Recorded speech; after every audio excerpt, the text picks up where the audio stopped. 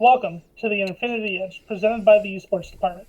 You can visit the esportsdepartment.com today and enter the code IEDGE to receive 10% off a subscription. Today we'll be talking about the Group B second round robin and breaking down the new format DraftKings is trying out. We already saw this with Group A when G2 Esports and Sunning both made it out, but today we're going to be talking about Group B. I'm your host, Alan, and I want to welcome our two analysts from the Esports Department, Michael, who can be found at League of Items on Twitter, and Alan at LCS Picks on Twitter. How are you guys doing? Doing fine.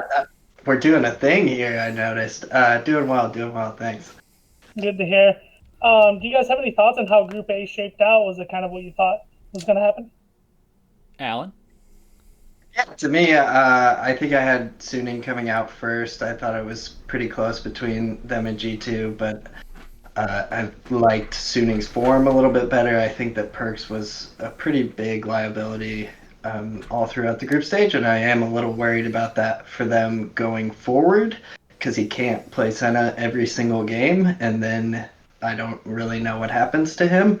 So yeah, I think it went mostly to my expectation. I actually didn't think that Team Liquid would even be here. I thought that they would lose in play-ins instead of Mad Lions, but they really pulled it together towards the end of the season, and I'm actually pretty optimistic about them going into next year. I think they figured some stuff out at the end. It just was a little too late.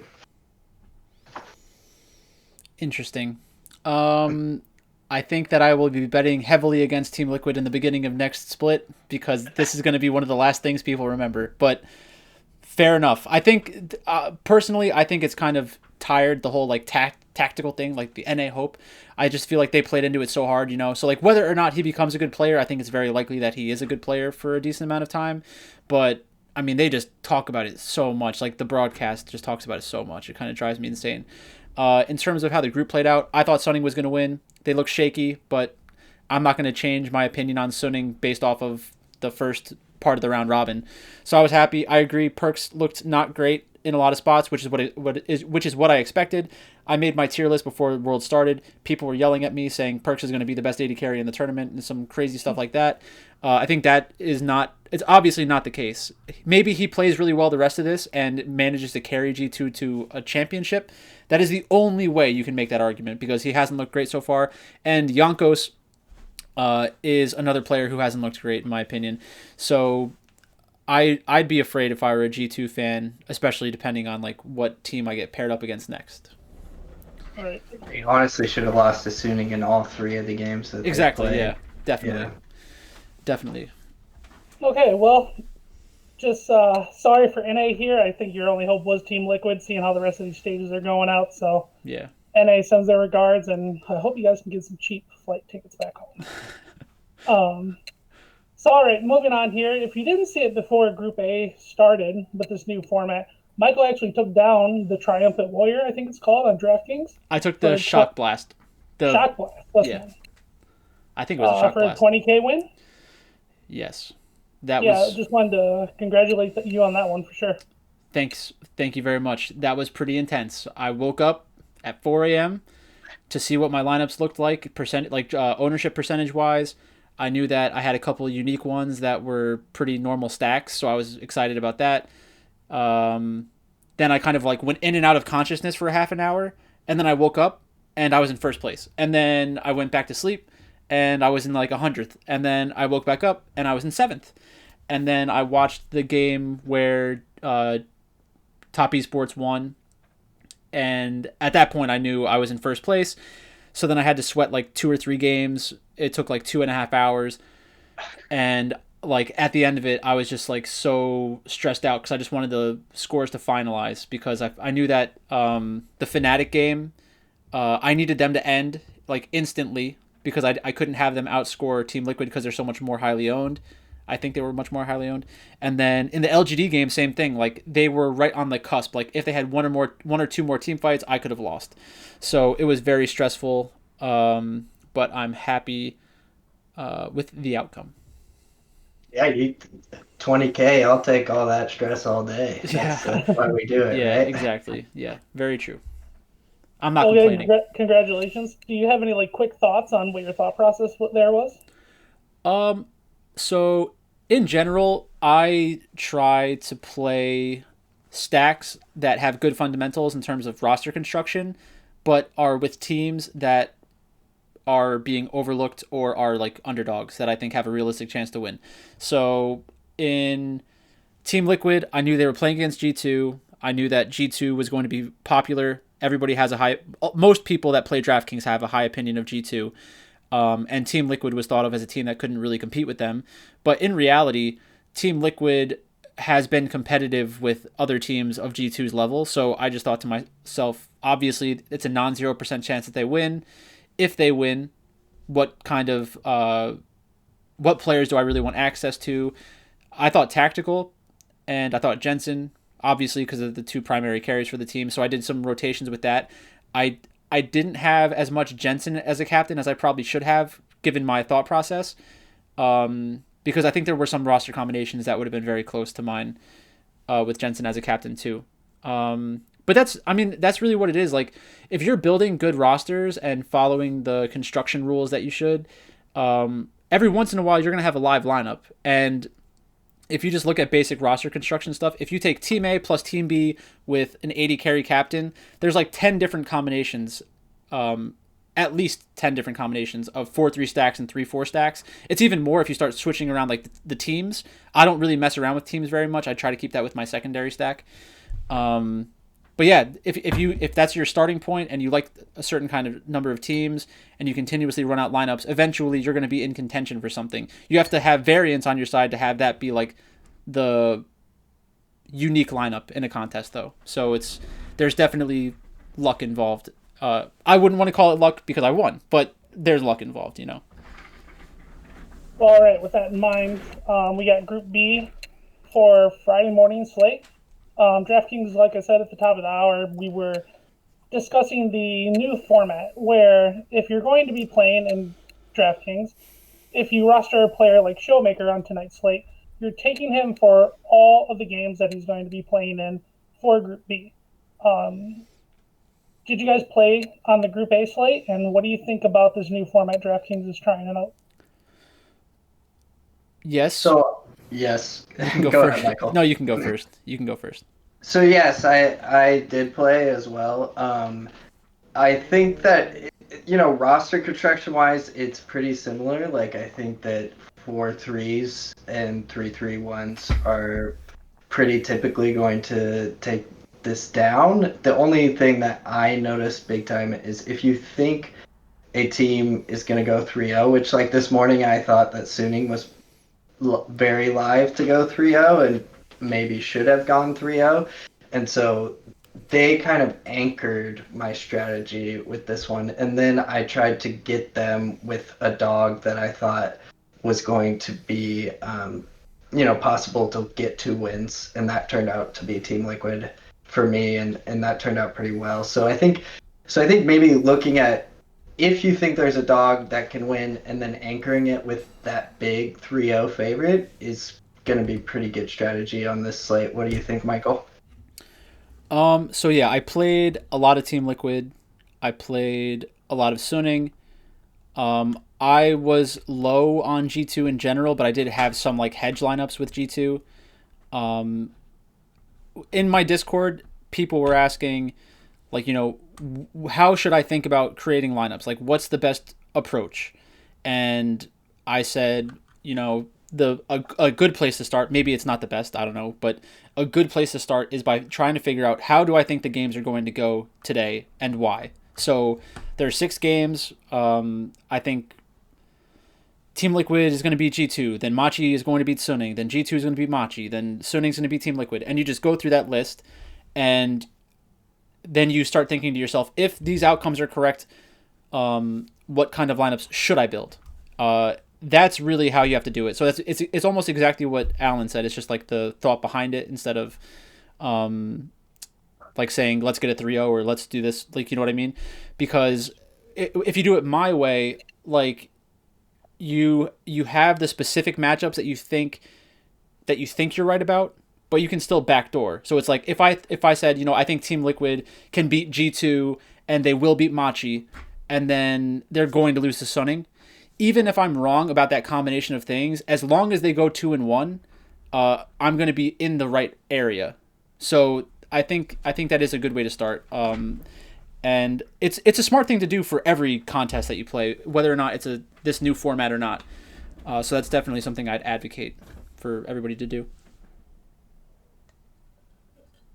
All right, moving on to the Group B. How do you guys see this shaping out? I think it's a little straightforward on paper, but I could be wrong. I think DM1 Gaming and JD Gaming make it out pretty easily here. But as far as roster construction, what do you think is going to be the way to differentiate yourself? Sure. So if we take the strategy that I just said, let's just go through every individual game. So first game, PSG against Damwon. Everybody's going to play Damwon. Rogue against JDG. JDG. Damwon against Rogue. Damwon. JDG against Talon. JDG. PSG against Rogue. That's your first question mark. And then JDG against Damwon. That's your second question mark.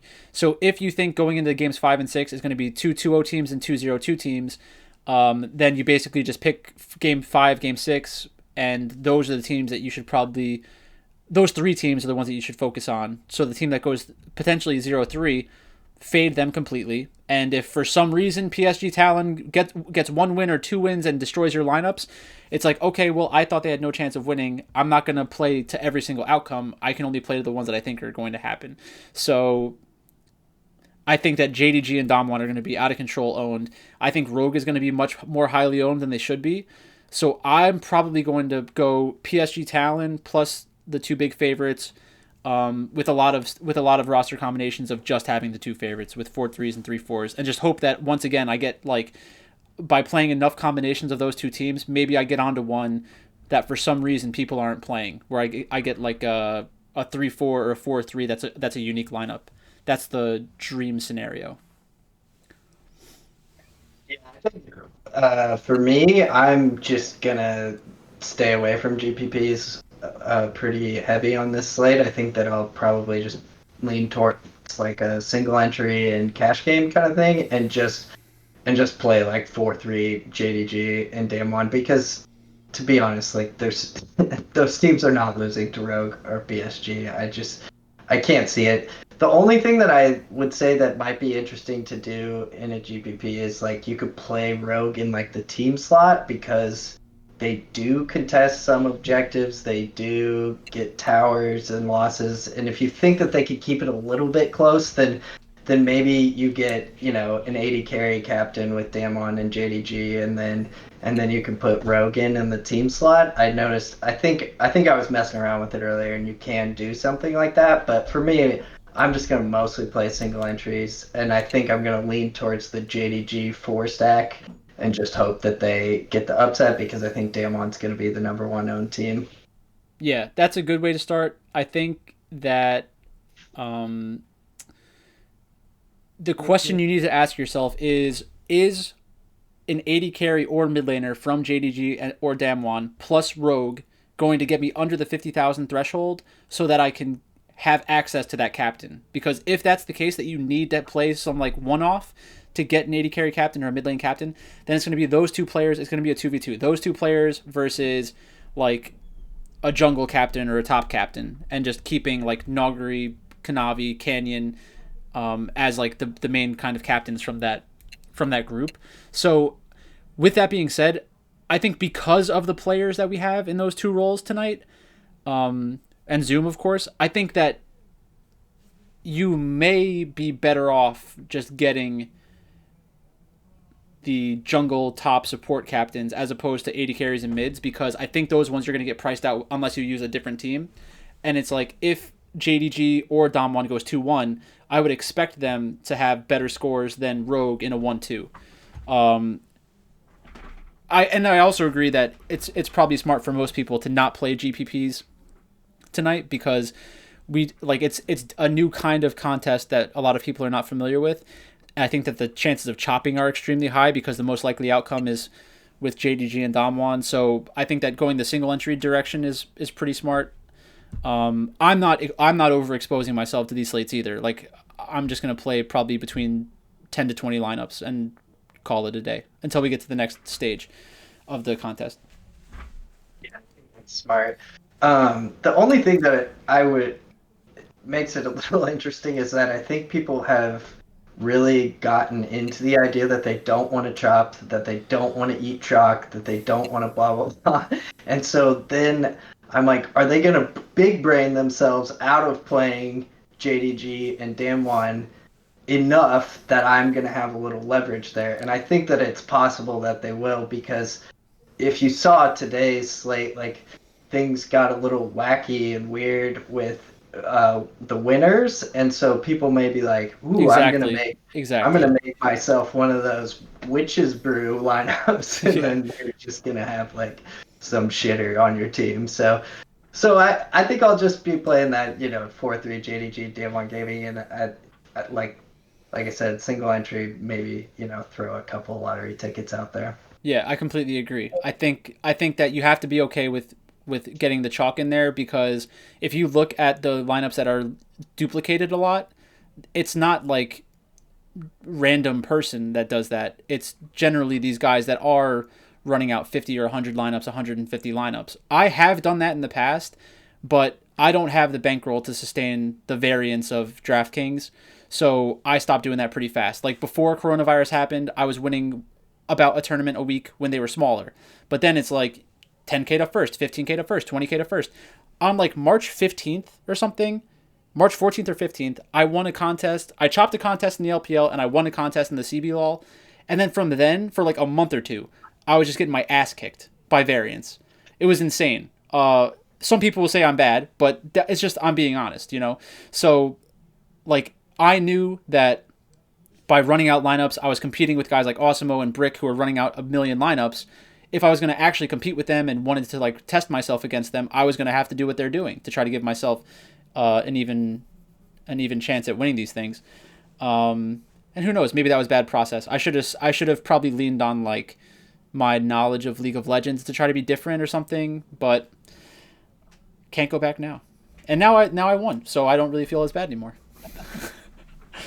Yeah, I will say I was one of those unfortunate souls who had maybe one or two Machi players in their lineup. So I did. I definitely did. I figured play to the low percentage outcome. Screw it. Who cares? I was free rolling basically at that point. Yeah. Right.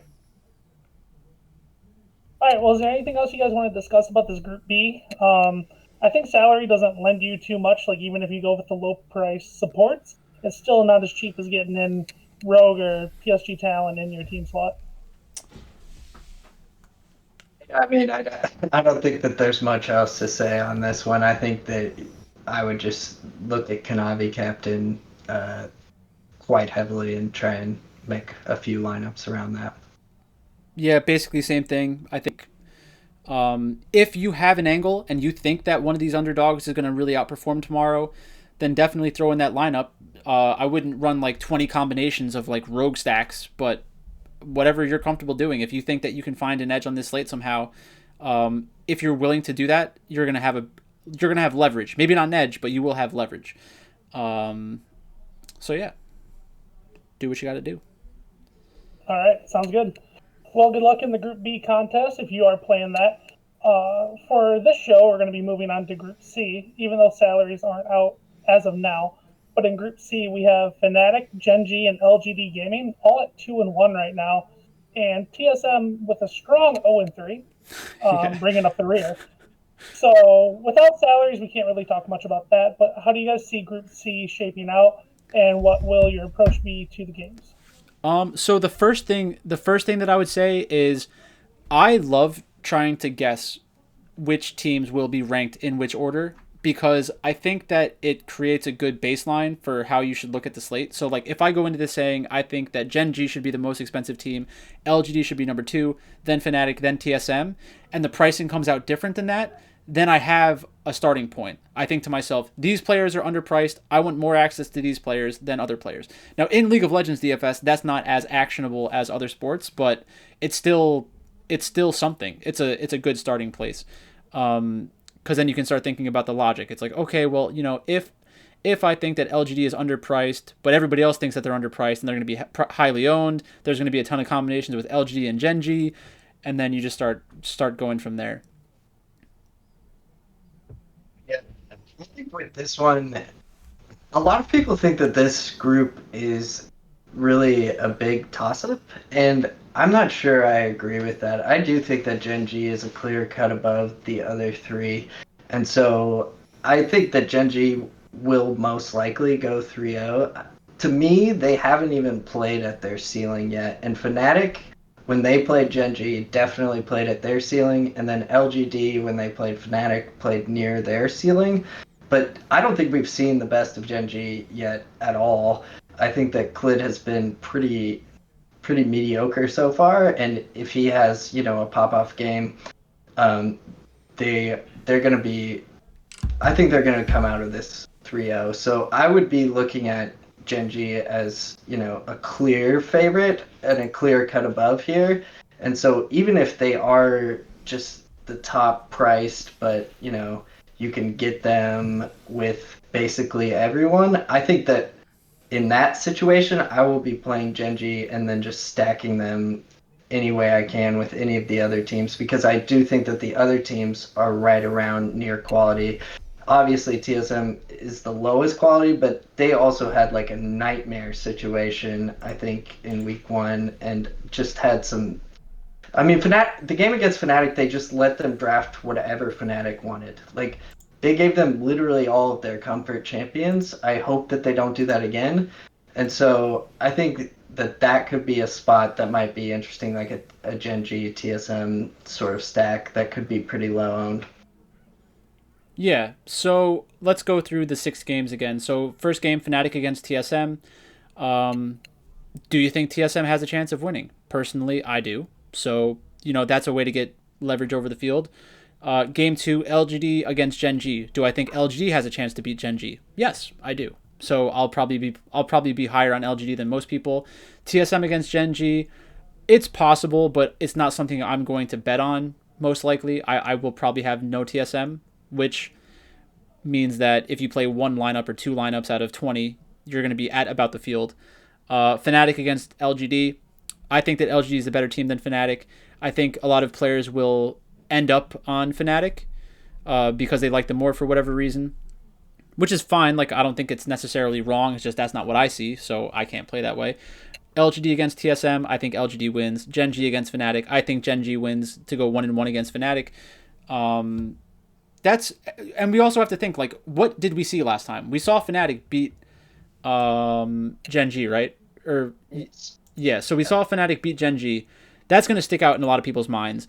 If you listen to the casters, they're going to say stuff like, Fnatic proved they can play with anybody. And it's like, I don't necessarily believe that. So I always try to go against what they say because they're wrong a very high percentage of the time. And then they pretend like nobody could have ever thought that they would be wrong. And then that's just not true. People know to fade them in general. Like, I was during the CB Law stuff when there was a lot of CB Law slates on DraftKings. I would look at they had like this thing that came out where it had all the announcers and casters and analysts and everything from the CB Law broadcast, and it would give their picks for every single game.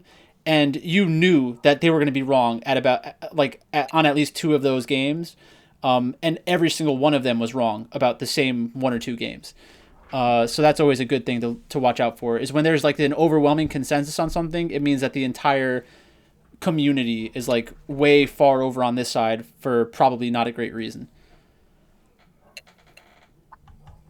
I think that makes a lot of sense. I mean, I even fall victim to it sometimes. Like, you'll listen to these people that you believe are the most knowledgeable people, but they're just paid to do it. Like, they're paid to say things, so they say things, and then people will honestly believe them. Like, I heard on a podcast recently that Angel was one of the best mid laners in the LPL this season. I was just like, what are you talking about? Like, have you ever watched an LPL game in your life? I mean, he played okay in the group stages. I'm not gonna I'm not gonna deny that. But he was a clear weak link, and they were talking about him as if he was like, in the night Chovy tier. It's just crazy. So I think that is a good way to think about some of these things. If you're hearing things on the broadcast that you're like, that does not track with me at all, then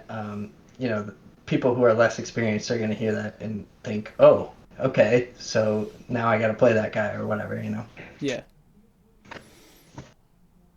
So for me, that Fnatic game against Gen G, I don't know. It was just really weird. And I also think that Ornn with the Graves and Senna combination is just really, really powerful. And I hope that they don't give up all of that to them again. So I just trust the Korean teams to think about games differently and prepare for their opponents after they've lost. And I think that Gen G should beat Fnatic this time around for sure.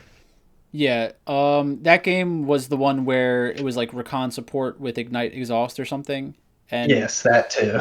yeah, so I mean, I don't think that's necessarily like horrible, but it got they countered it. Like they played around it, which is really what you have to do. Like in a lot of these drafts, there will be opportunities for both teams to attack a certain part of the other team.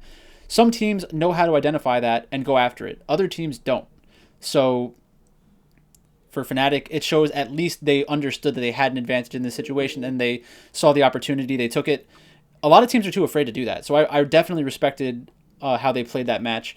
I don't think that they're going to find that kind of edge in a laning phase against them again. And that's part of the reason why I will probably be way under on Fnatic. I did want to talk about the games again. You touched on it, Michael. Fnatic versus TSM is the first game on the day. If Fnatic do win this game, I gotta assume it's just a motivation killer for TSM because they will be 0-4 in the group. I'm not going to say they won't come out and still be competitive or try to win, but at the same time, they might get to a point in the games where they just go on autopilot. Would something like that, trying to predict like the games and stuff, would that view like get you off of TSM? If this was a tournament that was not being broadcast to anyone and all they had to do was live with that themselves, I would say yeah, they would tune out. But this is broadcast to hundreds of thousands, if not millions of people. It's like that old adage, you don't want to put bad tape out there because like in those moments where you're on autopilot, people will figure out some of your tendencies in those situations. So I would say TSM probably doesn't go on autopilot because these are a lot of prideful people. Like Bjergsen and Doublelift have very high opinions of themselves. They've had these long careers. I don't think that they're going to want to go out there and play badly because they expect to be back next year and they want to improve on their performance next year. And the best time to start working on that is probably now. And when you said that, it actually made me think like, if it's true that going to 0-4 mathematically eliminates them, which it probably does.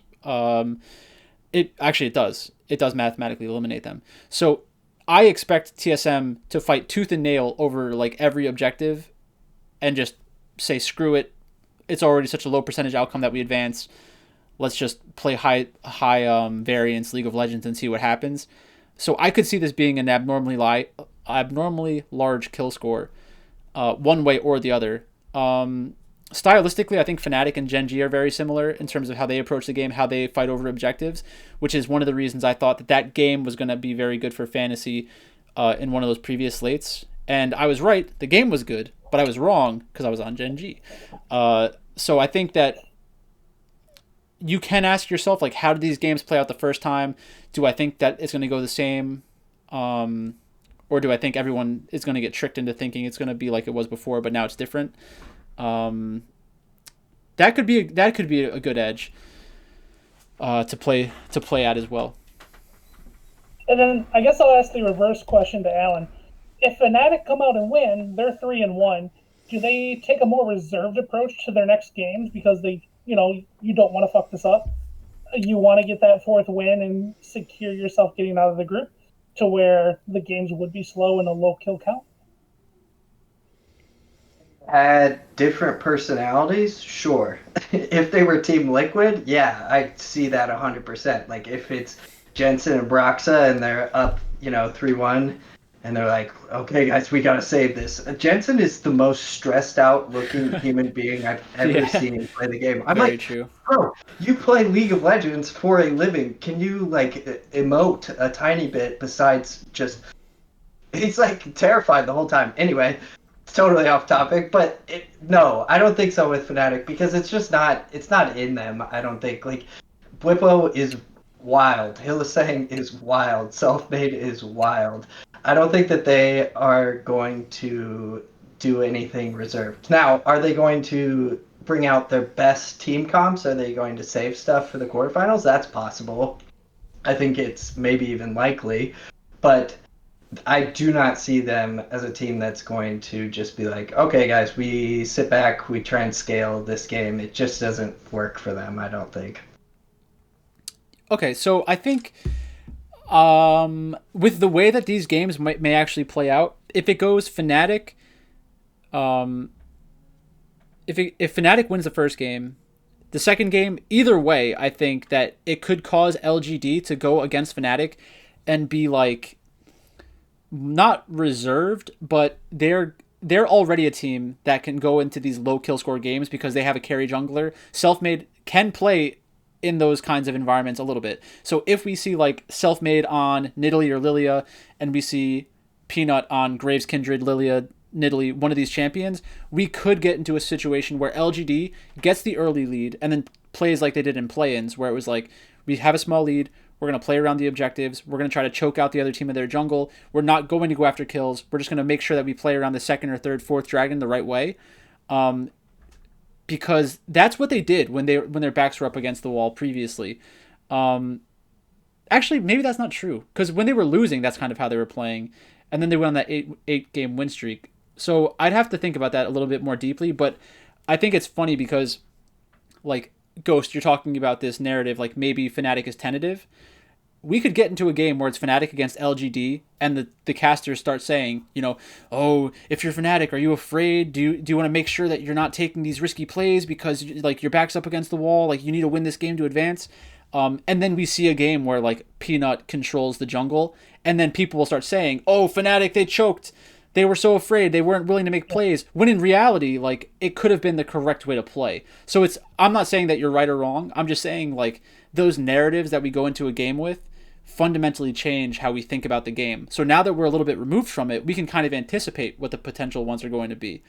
And it almost seems likely because LGD does have a tendency to play like that. So that's the first thing that popped into my head when you started talking about the mentality they might have going into their next match, which just so happens to be against LGD, who does play this like suffocating style, which is infuriating to lose against, especially if you're a betting on Fnatic on DraftKings, and you're like, why aren't you fighting? Like that meme with like the guy with the stick poking the dead thing on the ground, saying, why aren't you moving? Yeah, yeah, exactly. Do something. Yeah. Hylissang is gonna go down in flames no matter what. That guy is a psychopath. Yeah. He makes some of the strangest plays I've ever seen. Sometimes it works great, sometimes it is. But I don't see them ever like backing out, slowly conceding the game like a Rogue or a Team Liquid. Yeah. Yeah. All right. Is there anything else you guys want to talk about on DraftKings slate wise, or do you want to jump into like Group C predictions on who's going to get out? We could do the predictions for who's going to get out. All right. We'll start with you, Michael. Who's going to get out of Group C? I think that Gen.G will come out in first place and LGD will come out in second. I've been on that wavelength for a while. Obviously in play, like before the tournament started, I was saying you could consider betting the winner of play-ins, like the fourth bet in that winner of group option was like winner of play-ins because they didn't know who it was going to be yet. But if LGD made it through, it was going to be LGD. So I thought that LGD in this group would perform well. A lot of people are low on them because of how they played in the beginning of play-ins, but that's not enough to change my opinion of the team as a whole.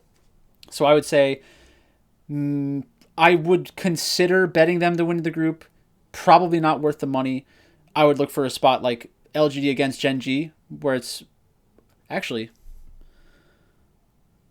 it's probably the opposite of that. If I think LGD can beat Gen G, then I should bet LGD to win the group. That's what you should do. Instead of betting that individual match. But yeah, I think LGD gets out. I think Gen G gets out. Okay, Alan, any different thoughts on the Group C? To be honest, no. I think that I like Gen G to get first, and I like LGD to get second. I think we're lower on Fnatic generally, clearly, than most people are, and I think that could be a weakness for me. I saw what Nemesis was in the LEC playoffs, Yeah. and it was really, really concerning to me. Now, I do think that the meta has shifted away from like a super emphasis on the mid lane being a main carry role, but if you're just getting dumpstered in the mid lane like Nemesis can do, it's still going to matter a lot. So I just can't get there with Fnatic right now, and I think that what I was saying earlier about how I feel like they've played at their ceiling already is what makes me think that they're probably going to go down. They're going to come a little bit back to earth towards the end of this group. So yeah, I would look at Gen G and LGD as kind of my main two teams, and they'll probably be the most owned in DraftKings, although I think people like Fnatic quite a bit because they have a lot of kills in their wins, and they beat Gen G, who are the clear favorite in this group, I think. So it could be, it'll be in between LGD and Fnatic. And then, if TSM comes in with a good game plan, they're not as bad as they showed. I think people are probably too low on them, although I don't think it's likely that they win 3 games here. Yeah, I mean I think TSM is probably like a 70-30 underdog to Fnatic and a 75-25 to LGD or something like that. So there is a world where TSM goes 2-1 and LGD goes 0-3. I mean, I could if that happens, I'm not going to be shocked. If it happens, people are going to say, "Oh, see, you were so wrong about LGD." And I don't think that's necessary. I don't really think that's the case. That's not how I look at things. Like if LGD lost this group tomorrow and played again the next day against the same opponents, the same schedule, I would pick them again. That's what you, if you have opinions about talent of a team and their play style and how they match up with the other team, how can that change after one day? Like I just don't get it. People like making these gigantic swings on their opinions of people because they don't have like an actual opinion about the team. You need to have a foundation that you can like change, and sometimes you should change, but from 2 or 3 games in one day, it should not fundamentally change your opinion on a team. Totally agree. All right, so stick to your guns. I know you talk about the broadcast and then bringing up narratives. I can already see it tomorrow morning watching, and whenever Fnatic's on, they're going to be, well, Fnatic has been a really 3-0 team on the second round robin, and they have a good history of doing that. Yep. You guys probably don't buy into any of those kind of so much world's experience. Yeah, it's a whole new team. Well, not a whole new team, but different players from when they did have those kind of historical 3-0, and they're like live to win the group. Yeah. What were they? 3 out of 5 were the same, right? They had Broxa and Caps. Yes. So now they don't have Caps. That seems pretty important. And especially when you replaced him with Nemesis. Very true. Yeah. So, yeah, I don't buy into any of that. And in fact, I probably try to actively go against it because it has more to do with, variance than people are giving credit to, and so then you might have a little edge there. Yeah, it's like the thing is like when I say something is 70-30 or 75-25, like that means I think the underdog will win 25 or 30% of the time. Like I'll say that and then people will like comment at me and be like, "Oh, you said that there's no way that this team could win." I'm like, "No, I said it was 70-30. That means that it's a real possibility that the underdog wins." And then other people are like, "Oh, well, you just say that because you want to be right both ways." And it's like, no, that's like that's how the world is. Like, why would I try to predict something when I don't have to? Like, I give a probabilistic account of what's going to happen. because that's what reasonable people do. Like, I will make decisions. Like, I'll be like, yeah, I think that I want to be on the 70 side and not the 30 side because I understand basic math. But that's basically it. Like, it's just mind blowing how some of these things happen. Oh yeah, when you bet on a big dog, and like it's inevitable that you're going to talk about the big dog's strengths, right? Because you're betting on them. You're like, the odds say they're 20%. I think they're more like 30% because blah blah blah. These are the scenarios where I think they could win, and then people take that as if you're like, this team is definitely going to win, and you should bet on them, and you're guaranteed to gain money. You're like, you no. promised me. You promised they would win. There was actually a situation like that today on Twitter. The head of data and analytics for Evil Geniuses is like semi Twitter famous, I guess, at this point, like 5,000 or 6,000 views. So not famous, but like for League of Legends community, one of the people that people pay attention to. And like, we had fundamentally different opinions on how the draft went. What game was it? It was a game where Team Liquid, it was the game that Team Liquid won today against Suning. So Suning had Graves, and in my opinion, Graves the best champion in the meta. They also had like Twisted Fate, in a mobile AD carry, maybe it was Senna, and just like it was a team composition that is in general very good. Team Liquid had a good level 1. They were up 3-1. Then Suning, because they're the better team and had the better team composition, came back, got a 2,000 gold lead, and then threw it all away because they were trying to like camp around a red buff. So like he was saying, oh my god, this is the best trap that Team Liquid has had in a long time. This is the best Jhin draft of the tournament, and like all of these other kinds of things. But in reality, not reality. In my opinion, they didn't have anywhere near enough damage to win that game in a majority of the situations. Like, there's no way that a Graves should fall that far behind and give away that big of an advantage in a professional match, especially when it's S of M. Like, why would I think that just because this one team has Malphite, that they're suddenly the favorite to win the game? They're taking going into that match, it was minus 455 to plus 330. By drafting Malphite and Jhin, are you telling me that Team Liquid should have been the favorite going into that game? The answer is no. So then you have to ask yourself, should Team Liquid, a team at plus 330, be playing Jhin, who sucks? The answer is no. Jhin on underdogs is horrible because it just means that they're not as good as the other team. Like, the sportsbook's not out here trying to play games with you. They're trying to take your money. So they give you a nice juicy line, and then you bet on it, and then most of the time you lose. But yeah, it's just crazy how that happens, and people think just because he works for Evil Geniuses that he's guaranteed to always know what he's talking about, which is not a reason to think he doesn't know what he's talking about. But you could have different opinions with people who are in the industry and be justified. All right, that's a good one for closing thoughts. If you made it this far, I got something for you. Visit the esportsdepartment.com today and enter the code IEDGE. You can receive 10% off a subscription. Even if you don't play League of Legends DFS and you want to bet on the games, we have betting columns. If you don't like League of Legends, which I'm not sure why you wouldn't, we have CSGO projections and breakdowns of that game as well. What kind of monster is watching this video and doesn't like League of Legends? What is wrong with that person? It's Thursday Night Football, and they might be pretty bored. Pop this on. True. Just an accidental click. They thought we were handsome. Yeah. Well, I hope that's the case. Also, from time to time, there's also Dota betting as well, if you're into Dota. So that's esportsdepartment.com. Enter the code IEDGE to receive 10% off subscription. I want to thank both of our hosts, or both of our analysts here, Michael, who can be found at League of Items on Twitter, and Alan at LCS Picks on Twitter. And if you want to throw me a follow, I'm at XGhostWriter90. Thanks for watching, and good luck on the slate. And before we go, I actually tricked you all. Somebody just sent me a message on Twitter, or in Discord, about the stacking from last night. So 46% of all of the lineups were 4-3s. 38% were 4-2-1s. 1% were 4-1-1-1s, which is a bad roster construction. Don't do that.